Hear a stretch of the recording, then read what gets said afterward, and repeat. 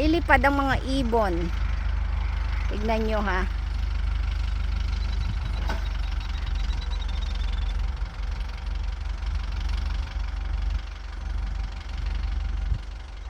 Ililipat niya yung mga ibon kasi imumow niya yung nasa ilalim ng ibon.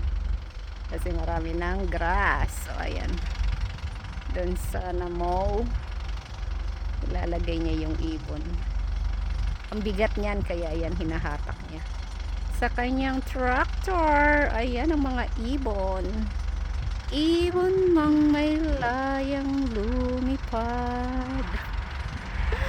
Ayan ang mga ibon, safe na sila, nandun na sila sa malinis na lugar, ayan na sila.